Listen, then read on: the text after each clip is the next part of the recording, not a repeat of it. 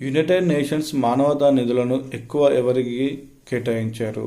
కొత్త సిఆర్ఎఫ్ నిధులలో మూడింట ఒక భాగం కంటే ఎక్కువ యెమెన్ $20 మిలియన్ల మరియు ఎథియోపియాకు $15 మిలియన్ సహాయం చేస్తుంది.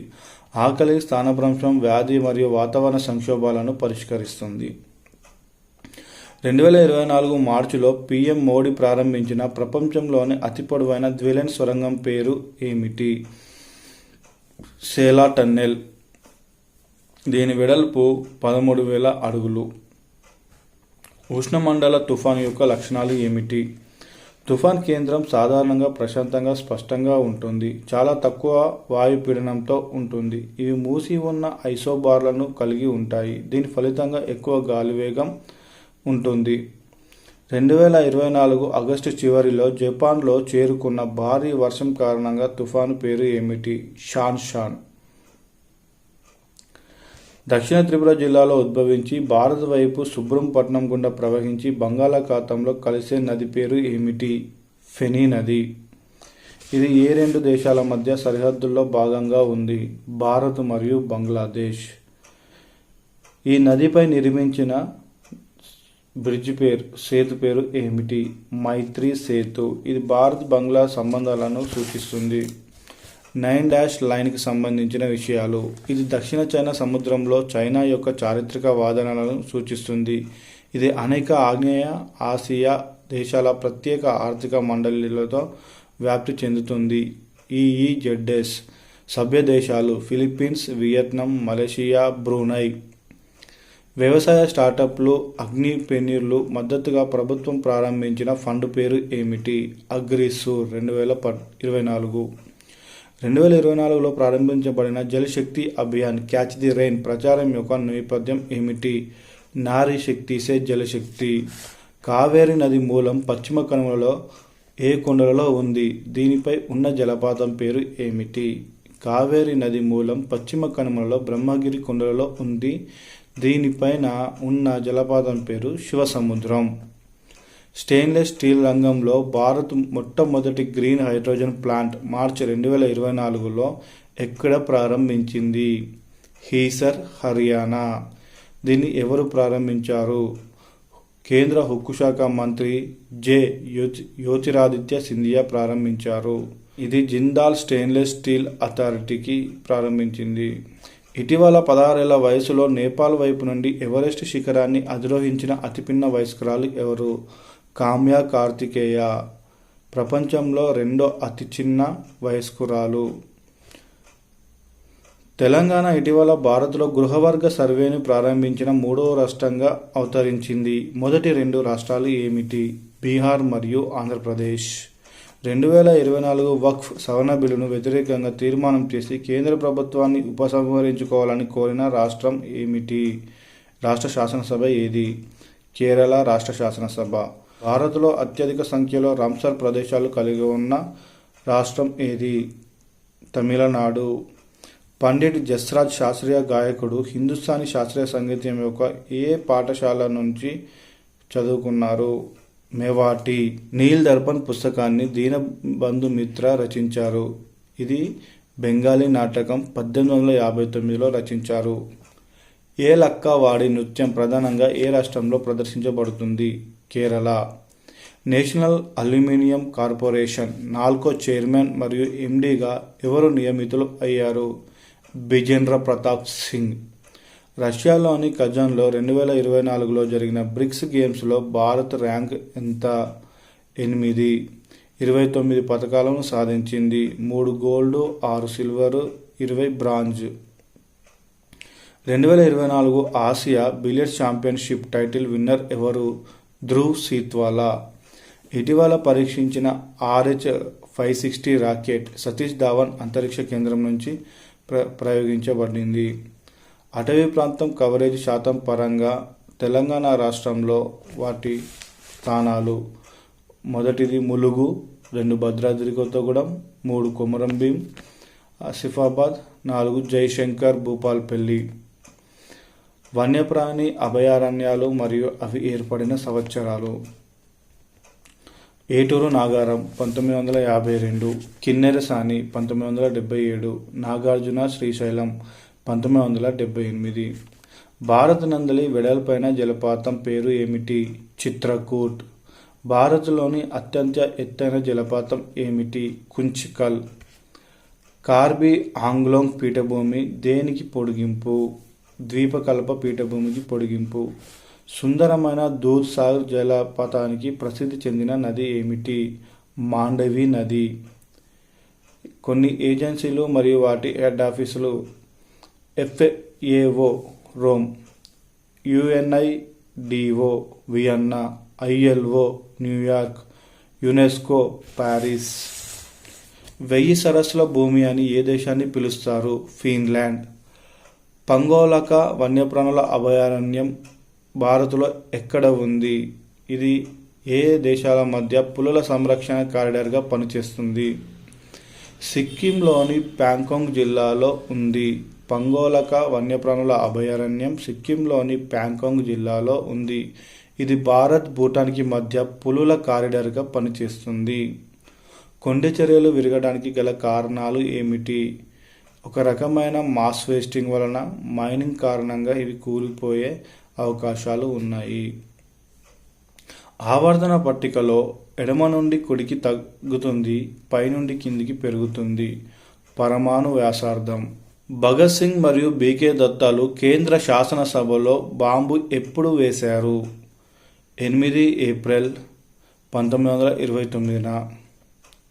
మోతీలాల్ నెహ్రూ కమిటీ 1928లో ప్రతిపాదించిన చట్టం పేరు ఏమిటి?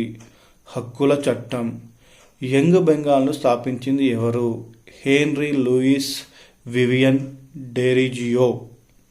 1945-46 సంవత్సరంలో ఢిల్లీలోని ఎర్రకోట బ్రిటిష్ ప్రభుత్వం కోర్టు మార్షల్ ద్వారా ఇండియన్ నేషనల్ ఆర్మీ INA లేదా ఆజాద్ హింద్ ఫౌజ్కి చెంది ఎవరు విచారణకు గురి అయ్యారు?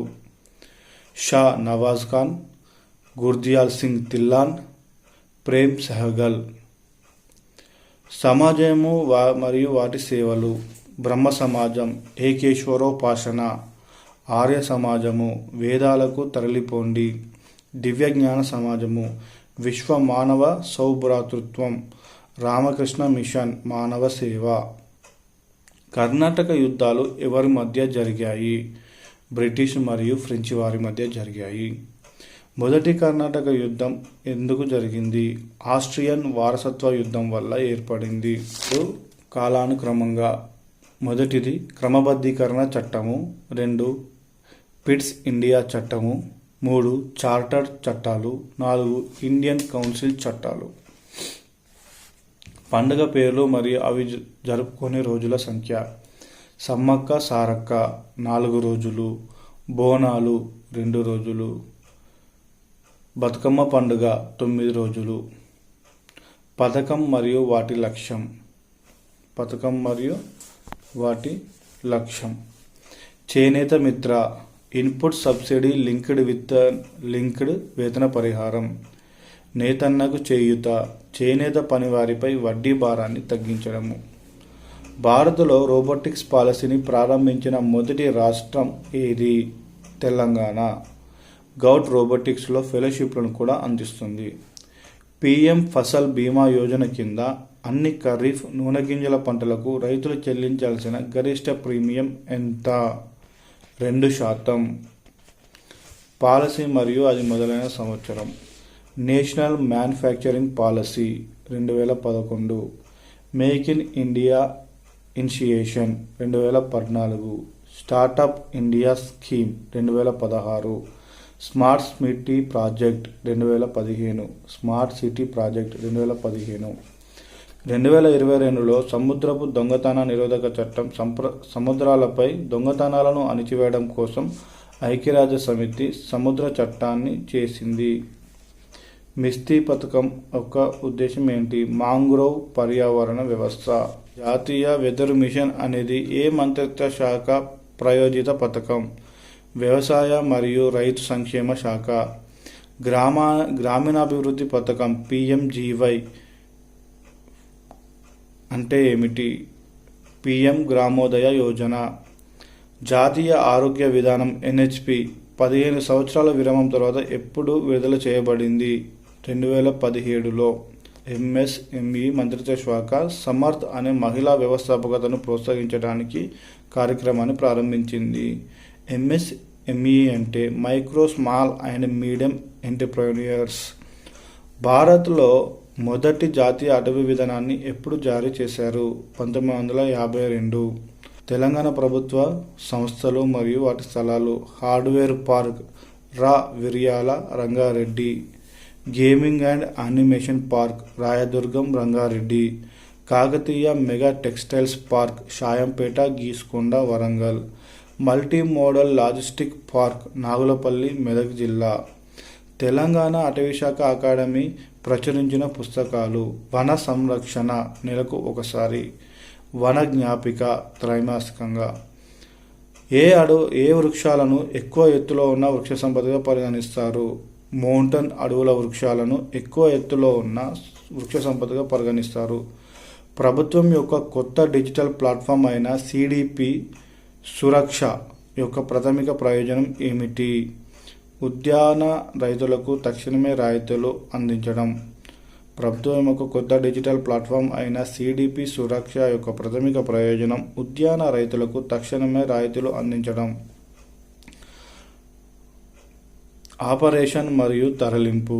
ఆపరేషన్ రాహత్, యెమెన్కు ప్రజలను తరలించడము. ఆపరేషన్ సకూన్, లెబనాన్ నుంచి భారతీయ ప్రజలను తరలించడం. Operation Ganga, Ukraine. Operation Devi Shakti, Afghanistan. Operation Devi Shakti, Afghanistan. Bidri కళకు ప్రసిద్ధి చెందిన కేంద్రాలు ఏమిటి? బీదర్ అండ్ హైదరాబాద్. జోగినీల పేర్లు పట్టి వారి ప్రాంతాలు. స్థలం: కరీంనగర్, పార్వతి. రంగారెడ్డి, అంబాబాయి. మహబూబ్ నగర్, జోగిని బసవి. స్వస్థాన పరిరక్షణకు ఉదాహరణలు ఏమిటి? జీవ ఆవరణ నిల్వలు, రక్షిత అడవులు. జాతీయ అభయారణ్యాలు లేదా ఉద్యానవనాలు అవి ఉండే ప్రదేశాలు. బందీపూర్ జాతీయ ఉద్యానవనం కర్ణాటక. చంద్రప్రభ అభయారణ్యం ఉత్తరప్రదేశ్. దాచిగామ్ అభయారణ్యం జమ్మూ కాశ్మీర్. నమ్దాఫా జాతీయ ఉద్యానవనం Arunachal Pradesh. DRDA full form ఏమిటి? District rural development agency. తెలంగాణలో ఆశ్రిత కులాల ప్రధాన వృత్తి భిక్షాటనగా పరిగణించబడుతుంది. ప్రాజెక్టులు మరియు అవి ఉన్న ప్రాంతాలు: మల్లూరు వాగు ప్రాజెక్ట్, ములుగు.